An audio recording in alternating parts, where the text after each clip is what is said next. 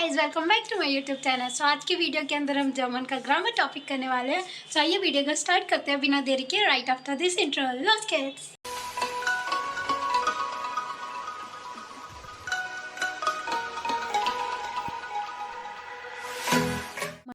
सो आज के हमारे टॉपिक का नाम है एक्यूजेटिव केस इन जर्मन। जैसा कि हमने पिछले वीडियो के अंदर पढ़ा था कि कोई भी सेंटेंस बनाने के लिए हमें दो चीज़ें चाहिए होती है कम से कम, एक सब्जेक्ट दूसरा वर्ब। सिमिलरली जब हम एक सेंटेंस के अंदर subject plus verb plus object यानी तीनों चीज़ें यूज़ करें तो उसको हम नॉमिनेटिव केस कहते हैं।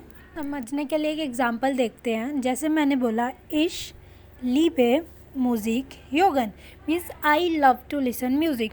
तो यहाँ पे इश सब्जेक्ट है, लीबे मीन्स लव वर्ब हो गया, म्यूज़िक योगन means to listen to music ये ऑब्जेक्ट हो गया हमारा।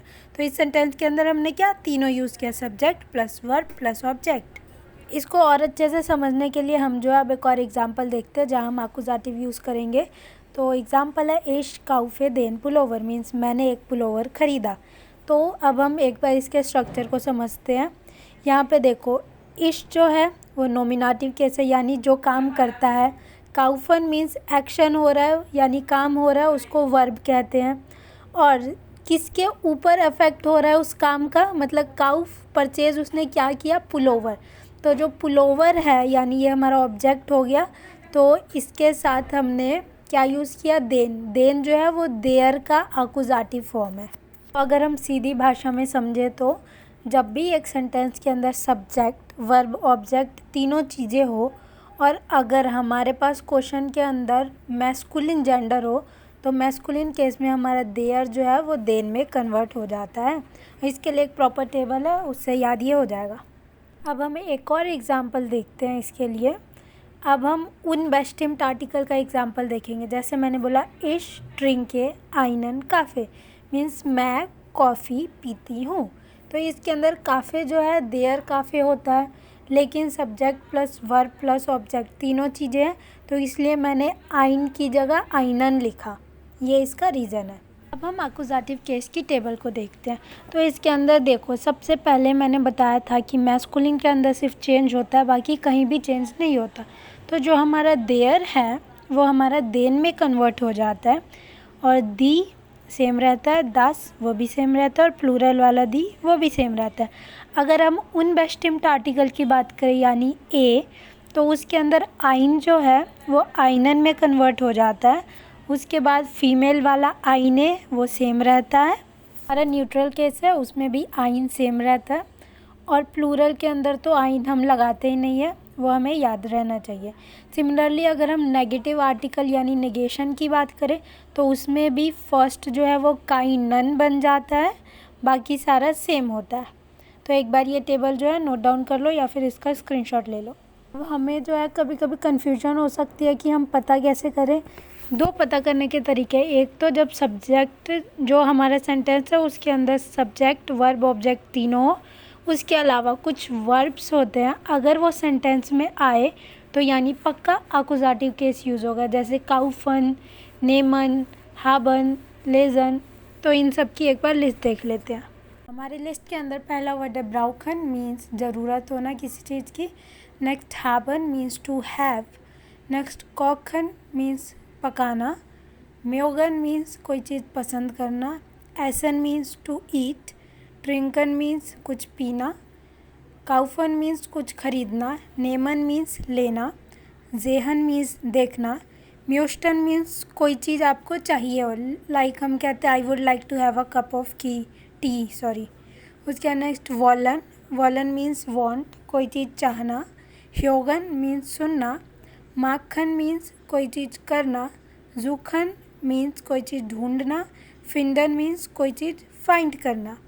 तो ये जो लिस्ट है ये इंपॉर्टेंट वर्ड्स की है। वर्ड्स तो इसमें बहुत सारे हैं बट मोस्ट कॉमन जो A1 लेवल में दिखते हैं वर्ड्स वो ये सारे हैं। तो इन लिस्ट को एक बार कॉपी में फटाफट नोट डाउन कर लो। अब हम इन वर्ब्स के कुछ एग्जांपल देख लेते हैं ताकि हमें पता चले क्वेश्चन में ये जब वर्ब्स आते हैं तो इनका हम यूज़ कैसे करते हैं। एग्ज़ाम में जो भी क्वेश्चंस आते हैं वो ऐसे आते हैं जैसे आना ट्रिंक्ड डैश काफ़े, उसके अंदर हमें सही फॉर्म भरनी होगी वर्ब की। तो इसके अंदर हम भरेंगे आइनन। क्यों? क्योंकि काफ़े जो है वो देयर है तो मैस्कुलिन के अकॉर्डिंग einen आएगा। चलिए नेक्स्ट सेंटेंस के अंदर देखो, ich habe das Buch gelesen। तो बुक जो है वो क्या न्यूट्रल जेंडर है, तो इसमें gelesen की वजह से आकुजाटिव केस यूज़ हो रहा है, लेकिन das जो है वो सेम रहता है, इसलिए कोई फ़र्क नहीं पड़ा इस पर। नेक्स्ट हमारा एग्जाम्पल है wir kaufen keine Wohnung, यानी कि हम कोई अपार्टमेंट नहीं खरीद रहे। तो इसके अंदर Wohnung क्या होता है, दी Wohnung, तो इस हिसाब से इसमें keine आया। तो इसमें हमें बस ये याद रखना है कि जब भी हमारा देयर यानी मैस्कुलिन केस आए तब इसमें कुछ चेंजेस होंगे, अदरवाइज न्यूट्रल, फेमिनिन, प्लूरल इन सब में सेम होता है। तो अभी हमने देखा कि कुछ वर्ब्स होते हैं वो हमेशा आकुजाटिव केस लेते हैं।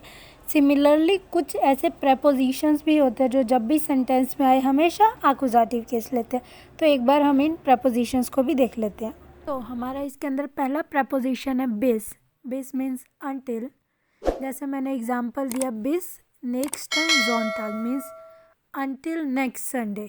नेक्स्ट डुर्क। डुर्क मीन्स किसी चीज़ के थ्रू जाना या किसी चीज़ या किसी जगह से होते हुए जाना। जैसे मैंने एग्जांपल दिया, वियर लाउफन डुर्क देन पार्क मीन्स मैं जो है या हम जो हैं वो पार्क के थ्रू जाते हैं। नेक्स्ट है इसके अंदर फ्यूअर। Fewer means for. जैसे 10 गेशेंक इस्ट फ्यूअर देन मान मीन्स जो गिफ्ट है वो किसके लिए, मैन के लिए है। उसके नेक्स्ट है गेगन। गेगन मीन्स अगेंस्ट या फिर फॉर। तो इसके अंदर अगेंस्ट जो है वो गेम के कॉन्टेक्स्ट में भी हो सकता है कि तुम किसी टीम के अगेंस्ट खेल रहे हो, या फिर ये भी हो सकता है कि तुम जो है वो किसी बात के अगेंस्ट हो। जैसे एग्जांपल है, इश स्पीला गेगन डिश मीन्स मैं तुम्हारे अगेंस्ट खेल रहा हूँ। नेक्स्ट आगे लिखते हैं ओने। ओने मीन्स विदाउट। मतलब अराउंड या एट। ओने का एग्जांपल देख लेते हैं, गेस्ट डू ओने मिश कि क्या तुम मेरे बिना जा रहे हो। नेक्स्ट एया गेट देन टिश मतलब वो जो है टिश यानी कि टेबल के आसपास से निकल रहा है। आपको ये वीडियो अच्छी लगी हो, कुछ नया सीखने को मिला हो, और अगर चैनल पर नए हो तो सब्सक्राइब कर लेना। वीडियो अच्छी लगी है तो लाइक कर देना और कमेंट भी कर सकते हो कुछ डाउट्स हो तो। मिलते हैं नेक्स्ट वीडियो पे। Till then stay tuned, cheers, bye.